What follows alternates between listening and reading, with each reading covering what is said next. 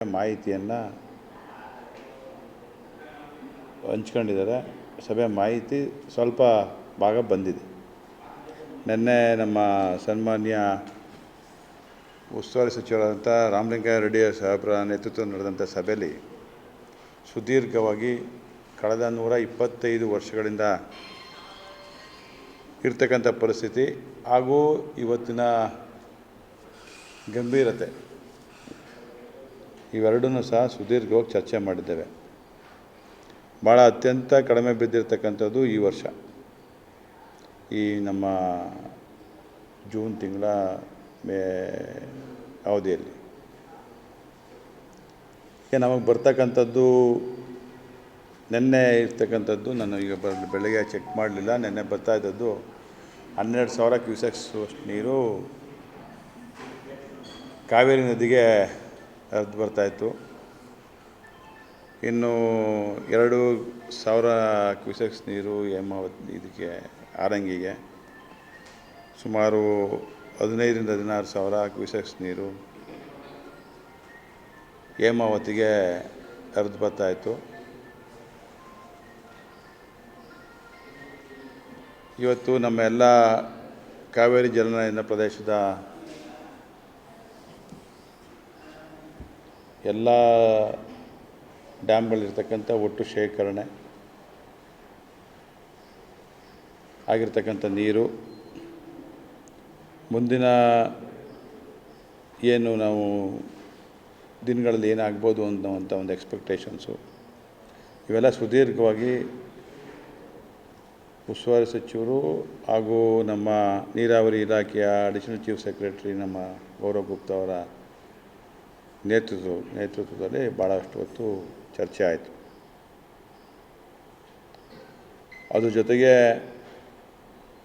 ಏನು supreme court ನ್ಯಾಯಾಧೀಕರಣದ ಆದೇಶದ ಮೇಲೆ CWMA ಮತ್ತು CWRC ಪ್ರತಿ 15 ದಿವಸಕ್ಕೊಂದು ಸಲ ಅದು ಕಾವೇರಿ ನೀರನ್ನು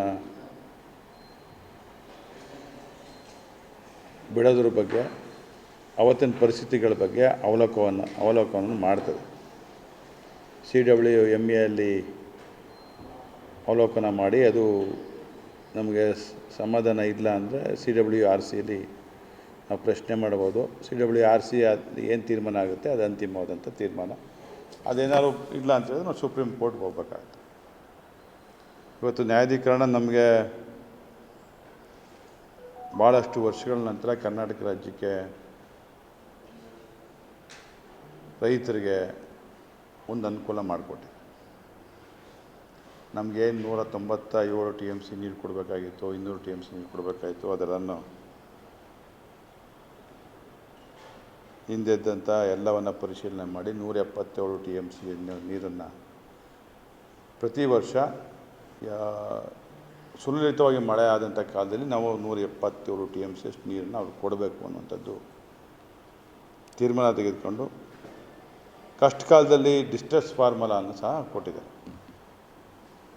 ಯಾವ್ಯಾವ ಎಷ್ಟೆಷ್ಟು ನೀರು ಬರ್ತದೆ, ಎಷ್ಟೆಷ್ಟು ನೀರು ಇರ್ತದೆ, ಅದೆಷ್ಟು ನೀರು ನಾವು ತೊಗೋಬೇಕು, ಎಷ್ಟು ನೀರು ಅವ್ರು ತೊಗೋಬೇಕು ಅನ್ನುವಂಥದ್ದು ಒಂದು ಡಿಸ್ಟ್ರೆಸ್ ಫಾರ್ಮುಲಾ ಸಹ ಕೊಟ್ಟಿದ್ದಾರೆ.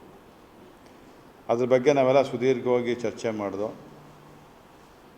ಸರ್ಕಾರದ ನಮ್ಮ ನೀರಾವರಿ ಸಚಿವರು ನಾವು ಈಗ ಬೆಳೆ ಉಳಿಸ್ಕೊಳ್ಳಿಕ್ಕೆ ಒಂದು ಪ್ರಾಮಾಣಿಕವಾದಂಥ ಪ್ರಯತ್ನ ಮಾಡೋಣ ಅನ್ನುವಂಥ ಮಾತನ್ನು ಹೇಳಿದ್ರು. ನಮ್ಮ ಪರಿಸ್ಥಿತಿ ಏನಾಗಿದೆ ಅಂತೇಳಿದ್ರೆ, ನಮಗೆ ಕೆರೆ ಕಟ್ಟೆಗಳೆಲ್ಲ ನೀರಿಲ್ಲ. ನಮ್ಮ ಒತ್ತಾಯ ಏನಪ್ಪ ಅಂತೇಳಿದ್ರೆ, ಕೊನೆ ಪಕ್ಷ ಕೆರೆ ಕಟ್ಟೆಗಳಿಗೆ ನೀರು ಕೊಡಿ, ಜಾನುವಾರುಗಳಿಗೆ ನೀರು ಕೊಡಿ. ಕೊನೆ ಭಾಗಕ್ಕೆ ನೀರು ಹೋಗಲಿಕ್ಕೆ ತಲುಪಲಿಕ್ಕೆ 15 ದಿವಸನಾದ್ರು ಸಮಯ ಬೇಕು. 15 ದಿವಸನಾದ್ರು ನಮ್ಮ ಕಾಲುವೆಗಳಲ್ಲಿ ನೀರು ಕೊಡಬೇಕು. ನಮಗೆ ಇರ್ತಕ್ಕಂಥ ಜಾನುವಾರುಗಳಿಗೆ ಕುಡಿ ನೀರಿಗೆ ಆ ವ್ಯವಸ್ಥೆ ಮಾಡಿಕೊಡ್ಬೇಕು ಅನ್ನುವಂಥದ್ದನ್ನು ನಾವು ಭಾಳ ಗಂಭೀರವಾಗಿ ನಾವು ಸರ್ಕಾರದ ಮೇಲೆ ಒತ್ತಡ ತಂದಿದ್ವಿ. ಅವರು ಸಹ ಸನ್ಮಾನ್ಯ ಮುಖ್ಯಮಂತ್ರಿಗಳ ಜೊತೆ ಚರ್ಚೆ ಮಾಡಿ ಅದರ ಅಂತಿಮ ನಿರ್ಧಾರವನ್ನು ಇವತ್ತು ಒಂದು ಪಾಸಿಟಿವ್ ಮೈಂಡ್ ತೀರ್ಮಾನ ತೆಗೆದುಕೊಂಡು ತಮ್ಮ ಮುಂದೆ ಅದನ್ನು ಅವರ ಏನು ತೀರ್ಮಾನ ಆಯಿತು ಅದನ್ನು ನಿಮಗೆ ನಿಮ್ಮ ಮುಂದೆ ಬರ್ತಾರೆ. ಈ ಮಧ್ಯದಲ್ಲಿ ಸನ್ಮಾನ್ಯ ರಾಮಲಿಂಗಾರೆಡ್ಡಿಯವರು ನಾನು ಸನ್ಮಾನ್ಯ ಮುಖ್ಯಮಂತ್ರಿಗಳನ್ನ ಭೇಟಿ ಮಾಡಿ ಚರ್ಚೆ ಮಾಡಿದ್ದೀವಿ. ಅವರು ಆ ಇಲಾಖೆ ಅಧಿಕಾರಿಗಳ ಜೊತೆ ಇವತ್ತು ಚರ್ಚೆ ಮಾಡಿ ಅಂತಿಮವಾದಂಥ ಒಂದು ತೀರ್ಮಾನ ತೆಗೆದುಕೊಳ್ಳೋಣ. ಕುಡಿಯುವ ನೀರಿಗೆ ಆದ್ಯತೆ ಕೊಡೋಣ, ಕುಡಿಯುವ ನೀರು ಕೊಡಲೇಬೇಕಾದಂಥದ್ದು ಎಲ್ಲರ ಜವಾಬ್ದಾರಿ ಅನ್ನುವಂಥ ಮಾತನ್ನು ಸಹ ನಮ್ಮ ಗೌರವಾನ್ವಿತ ಮುಖ್ಯಮಂತ್ರಿಗಳು ಅವರ ಅಭಿಪ್ರಾಯವನ್ನು ಹೇಳಿದ್ದಾರೆ. ಆದರೆ ಸ್ಥಳೀಯವಾಗಿ ಕಾನೂನಿನ ಏನು ಇದೆ ಅನ್ನುವಂಥದ್ದನ್ನು ಪರಿಶೀಲನೆ ಮಾಡಿ ಅದನ್ನು ತಿಳಿದು ಚರ್ಚೆ ಮಾಡಿ ಅಧಿಕಾರಿಗಳ ಜೊತೆ ಇವತ್ತು ಅವ್ರ ತೀರ್ಮಾನವನ್ನು ಮಾಡ್ತಾರೆ. ಅದ್ರ ಬಗ್ಗೆ ಆದಷ್ಟು ಶೀಘ್ರವಾಗಿ ಇವತ್ತೇ ಅದು ಬರ್ತದೆ ಅನ್ನುವಂಥ ನಿರೀಕ್ಷೆಯಲ್ಲಿ ನಾವೆಲ್ಲ ಇದ್ದೀವಿ. ಇವತ್ತು ಒಂದು ತೀರ್ಮಾನ ಮಾಡಿ ಅದಕ್ಕೇನು ಬೇಕೋ ವ್ಯವಸ್ಥೆ ಮಾಡ್ತೀವಿ. ನಾವು ಬೆಳೆಗಳಿಗಿಂತ ಮೊದಲನೇ ಆದ್ಯತೆ ಕುಡಿಯೋ ನೀರಿಗೆ ಕೊಡಬೇಕು ಅಂಥೇಳಿ ನಾವು ಪ್ರೇಯರ್ ಮಾಡಿದ್ವಿ. ಜನಜಾಲಗಳಿಗೆ ನೀರೇ ಇಲ್ಲ, ಕುಡಿಯೋ ನೀರಿಲ್ಲ ಅಂತಂದಮೇಲೆ ಅದನ್ನು ನಾವು ಮಾಡಲಿಕ್ಕಾಗೋದಿಲ್ಲ, ಏನು ಮಾಡೋಕ್ಕಾಗೋದಿಲ್ಲ. ನಾವು ಕುಡಿಯೋ ನೀರು ಕೊಡಲೇಬೇಕು ನಮ್ಮ ಜಾನುವಾರುಗಳಿಗೆ, ಪಕ್ಷಿ ಪ್ರಾಣಿಗಳಿಗೆ, ನಮಗೆ ಅನ್ನುವಂಥದ್ದನ್ನು ಎಲ್ಲನೂ ಮಾತಾಡಿದ್ವಿ.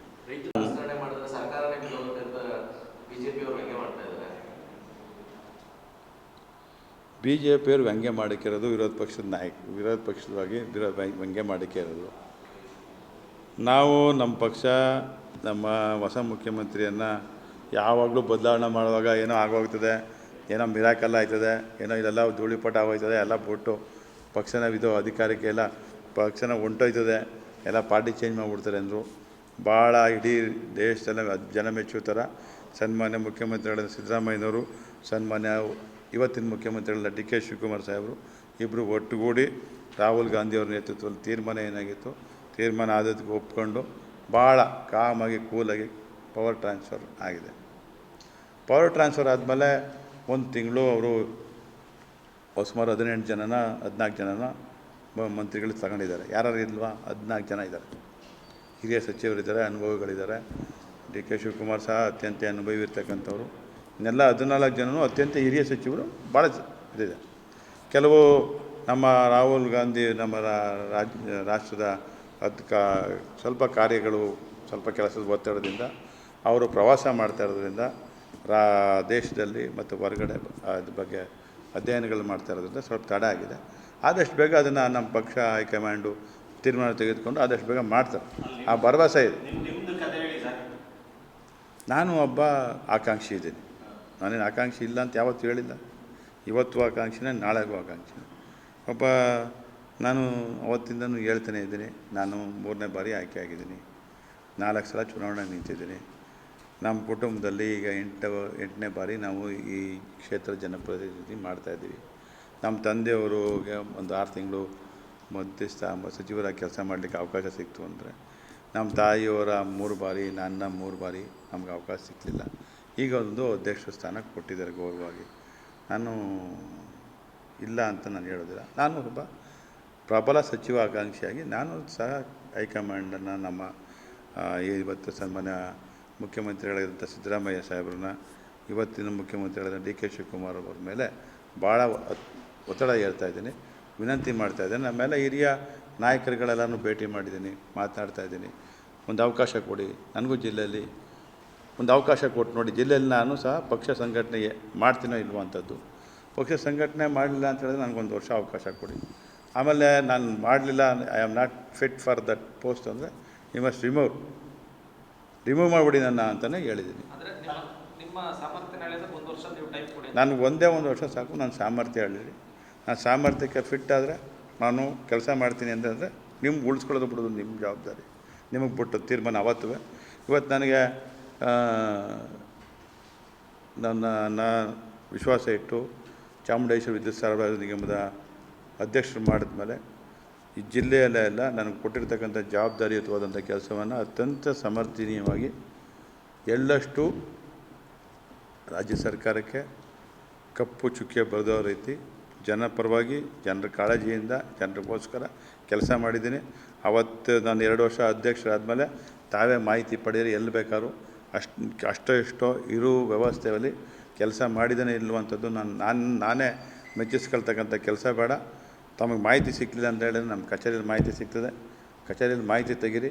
ಪ್ರತಿ ಜಿಲ್ಲೆಯಲ್ಲಿ ಪ್ರತಿ ಡಿವಿಷನ್ಗೆ ಪ್ರತಿ ನಮ್ಮ ಎಷ್ಟೆಷ್ಟು ದುಡ್ಡು ಕೊಟ್ಟಿದ್ದೀನಿ, ಎಷ್ಟೆಷ್ಟು ಡೆವಲಪ್ಮೆಂಟ್ ಕೆಲಸ ಮಾಡಿದ್ದೀವಿ, ರೈತರ ಪಂಪ್ ಸೆಟ್ಗಳಿಗೆ, ರೈತರ ಒಂದು ಇದಕ್ಕೆ ಏನೆಲ್ಲ ಸಂಕಲ್ಪ ಮಾಡಿದ್ದೀವಿ.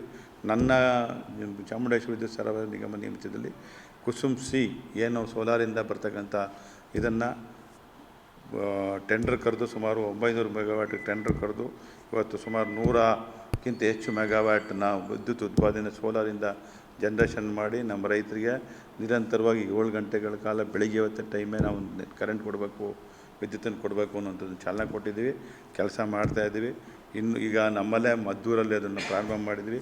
ಇನ್ನೊಂದು 7-8 ಕಡೆ ಅದನ್ನು ಪ್ರಾರಂಭ ಮಾಡುವ ಇನ್ನೇನು ಅದನ್ನು ಶೀಘ್ರವಾಗಿ ಓಪನ್ ಮಾಡ್ತಕ್ಕಂಥದ್ದನ್ನು ಚಾಲನೆ ಕೊಟ್ಟಿದ್ವಿ. ಇಡೀ ವ್ಯಾಪ್ತಿಯಲ್ಲಿ ನನಗೇನು ಜವಾಬ್ದಾರಿ ಕೊಟ್ಟಿದ್ದರು ನಾವು ಹಿಂದೆ ಕಂಡರಿಯದಂಥ ಕೆಲಸವನ್ನು ನಾವು ಮಾಡಿದ್ವಿ. ಸಚಿವ ಸ್ಥಾನಕ್ಕೆ ನಿಮ್ಮ ಹೈಕಮಾಂಡ್ ರೇಟ್ ಫಿಕ್ಸ್ ಮಾಡಿದ್ರು. ಸೊ ಆ ರೇಟ್ ಹೊಂದಾಣಿಕೆ ಆಗ್ತಾ ಇಲ್ಲ ಅಂತ ಸಚಿವ ಸಂಪುಟ ಇದುವರೆಗೆ ನಮ್ಮ ಪಕ್ಷ ಯಾರೂ ಸಹ ₹1 ಕೊಡಿ ನಮಗೆ ನಿಮಗೆ ಸಚಿವರು ಮಾಡಬೇಕು ಮಾಡ್ತೀವಿ ಅಂಥೇಳಿ ಒಂದು ದಿವಸ ನಮ್ಗೆ ಕೇಳಿಲ್ಲ. ನನ್ನ ಆಯ್ಕೆ ಮಾಡಿದಾಗಲೂ ಚಾಮುಂಡೇಶ್ವರಿ ವಿದ್ಯುತ್ ಸರಬರಾಜು ನಿಗಮದಿಂದ ನನ್ನ ಹಿರಿತನ, ನನ್ನ ಸರ್ವೀಸ್, ನಮ್ಮ ಕುಟುಂಬದ ಸರ್ವೀಸು, ನನ್ನ ಬಗ್ಗೆ ಇರ್ತಕ್ಕಂಥ ಎಲ್ಲ ಮಾಹಿತಿಯನ್ನು ತೆಗೆದು ಇವನು ಫಿಟ್ ಆಗಿದ್ದಾನೆ ಅಂತ ಹೇಳಿದ್ಮೇಲೆ ನನಗೊಂದು ಸ್ಥಾನ ಕೊಟ್ಟಿದ್ದೆ.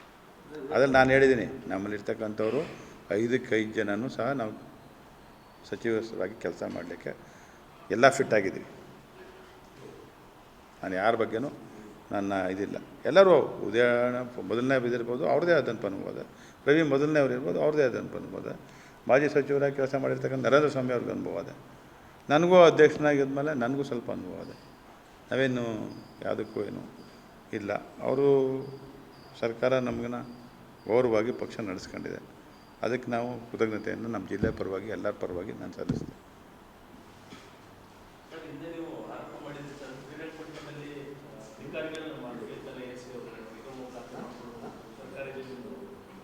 ಅದೆಲ್ಲ ಆಯ್ತಲ್ಲ, ತನಿಖೆಯಲ್ಲಿದೆ.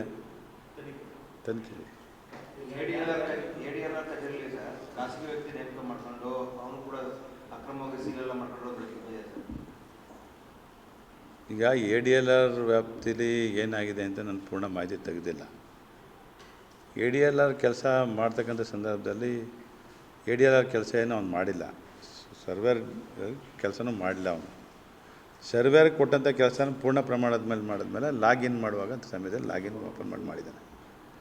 ಈಗ ಏನಾಗ್ತದೆ, ಕೆಲಸದ ಒತ್ತಡದ ಮಧ್ಯದಲ್ಲಿ ಅಪ್ಲೋಡ್ ಮಾಡ್ತಕ್ಕಂಥ ಸಂದರ್ಭದಲ್ಲಿ ಕೆಲವು ಸಲ ನಾವು ಕೆಲಸ ಮಾಡುವಾಗ ಅದನ್ನು ಅಪ್ಲೋಡ್ ಮಾಡದೇ ಇರ್ತಕ್ಕಂಥ ಸಂದರ್ಭದಲ್ಲಿ ಯಾರೋ ಒಂದಿಬ್ಬರು ಹಿಂಗೆ ಔಟ್ ಸೋರ್ಸಲ್ಲಿ ತೆಗೆದುಕೊಂಡು ಕೆಲಸ ಮಾಡ್ತಕ್ಕಂಥದ್ದು ಎಲ್ಲ ಕಾಲದಲ್ಲೂ ನಡೆದು ಬಂದಿದೆ. ಈಗೆಲ್ಲ DDLR ಆಫೀಸಲ್ಲಿ ಇಲ್ಲದೆ ಇರ್ಬೋದು, ADLR ಆಫೀಸ್ಗಳಲ್ಲಿ ನಡೀತಾ ಇದೆ.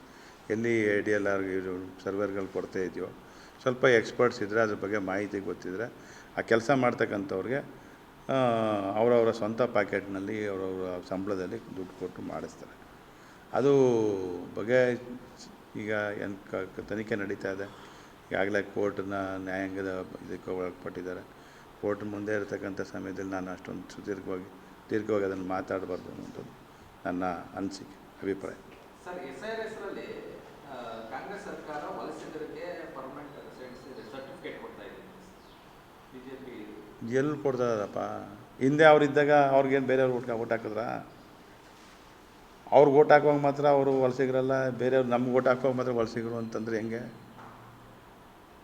ಅವರು ಮತದಾರ ಪಟ್ಟಿಲಿದ್ದು ಅವರು ಎಲ್ಲ ಅರ್ಹತೆಯೇ ಇದ್ದರೆ ಯಾರು ಅವನು ಬೆಲೆ ನೇರವಾಗಿ ಅವನು ಬಾಂಗ್ಲಾದವನೋ ಇಲ್ಲ ಹೊರಗಡೆ ಬಾಂಗ್ಲಾದವನಾದರೆ ನೇರವಾಗಿ ಕೊಡಿ. ಚುನಾವಣಾ ಕಮಿಷನ್ನು ನಿಮ್ಮ ಹತ್ರನೇ ಇದೆ, ನಮ್ಮ ಹತ್ರ ಏನಿಲ್ಲ. ಚುನಾವಣಾ ಆಯೋಗಕ್ಕೆ ಎಲ್ಲ ನೀವೇ, ಅದನ್ನೆಲ್ಲ ಪರಿಷ್ಕರಣೆ ಮಾಡ್ತಿರೋರು ನೀವೇ. ಈಗ ಎಲ್ಲ ನೀವು ಮಾಡಿಬಿಟ್ಟು ನೀವೇ ನಮ್ಮ ಮೇಲೆ ದೂರ ಹೇಳಿದ್ರೆ ಹೆಂಗೆ? ಈಗ ಮಾಡೋರು ನೀವು, ಮಾಡಿಸೋರು ನೀವು, ಎಲ್ಲ ಮಾಡೋರು ಇವು ಮಾಡುವಾಗ ತಪ್ಕೊಂಡು ಹಿಡಿಯೋರು ನೀವು. ಆದರೆ ನೀವೇ ಎಲ್ಲ ಕೊಟ್ಟಿರೋರು ಗೈಡ್ಲೈನ್ಸ್ ಎಲ್ಲನೂ ಮತದಾರರನ್ನ ಗುರುತಿಸ್ಕೊಳ್ಳೋಕ್ಕೆ ನೀವು ಪ್ರಯತ್ನ ಮಾಡ್ತಾ ಇದ್ದೀರಿ ಕಾಂಗ್ರೆಸ್ ಸರ್ಕಾರ. ಇದೆಲ್ಲಪ್ಪ ನೀವೇ ಮತದಾರ ಗುರುತಿಸ್ಕೊಳ್ಳಿ ಪರಿಷ್ಕರಣೆ ಮಾಡಿ ಅಂತ ಕೊಟ್ಟಿರೋರು ನೀವು. ಈಗ ಪುನಃ ನೀವೇ ನಮ್ಮ ಮೇಲೆ ಹೇಳಿದ್ರೆ ಹೆಂಗಾಯ್ತದೆ? ಅಲ್ಲ, ಕೊಟ್ಟಿರೋದ್ರಲ್ಲಿ ಬುದ್ಧಿಮತ್ತಿಗೆ ತೋರಿಸ್ತಾವ್ರು ರಾಜ್ಯ ಸರ್ಕಾರದವರು. ನಾವು ಕೊಟ್ಟ ಡೈರೆಕ್ಷನಲ್ಲಿ ಮಾಡ್ತಾರೆ. ತಪ್ಪು ಏನಾದ್ರು ಸಂಭಾವನೆ ಮಾಡಿದರೆ ಚುನಾವಣೆ ಆಯೋಗ ಇದೆ. ಇಲ್ಲಿ ಚುನಾವಣೆ ಆಯೋಗದ ಪ್ರತಿ ಜಿಲ್ಲಾಧಿಕಾರಿಗಳಿದ್ದಾರೆ ಎಲ್ಲ ಕಡೆ. ಅವ್ರಿಗೂ ದೂರು ಕೊಡಲಿ, ಕ್ರಮ ವಹಿಸ್ತದೆ. ಇದು ಸಾಹಿತ್ಯ ಸಂಸ್ಥೆ, ಎಲೆಕ್ಷನ್ ಕಮಿಷನ್ನು. ಹೆಚ್ಚಿನ ವಿಡಿಯೋಗಳಿಗೆ ಪ್ರತಿಧ್ವನಿ ಯೂಟ್ಯೂಬ್ ಚಾನೆಲ್ ಸಬ್ಸ್ಕ್ರೈಬ್ ಮಾಡಿ, ಬೆಲ್ ಐಕಾನ್ ಕ್ಲಿಕ್ ಮಾಡಿ.